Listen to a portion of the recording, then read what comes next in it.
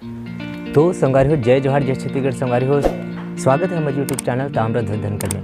संगवारी हो आज आप मन ला दिखलाए बर जावत हन दक्षिण हनुमान मंदिर पाटन सिद्ध काली मंदिर जिला पाटन में बहुत प्रसिद्ध है और घूमे भी जगह है। संगवारी हो वीडियो में लग बने रहो, आप मन ला दिखलाए बर जावत हन। तो संगवारी हो ये पहुँच गए हमन ह काली मंदिर दक्षिण हनुमान मंदिर। तो संगवारी हो अंदर जाके दिखलाथन यहाँ के सुघ्घर नज़ारा।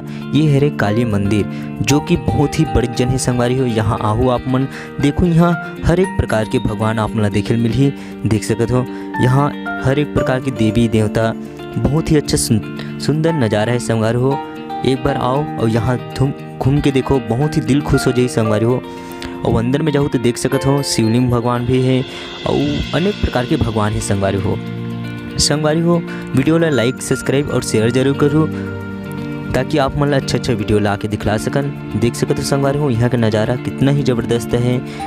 और विष्णु भगवान कौन सा अवतार है ये वाला भी मूर्ति हवे संगवारी हो, और कौन सा अवतार लेने वाला भी है ये भी हवे संगवारी हो।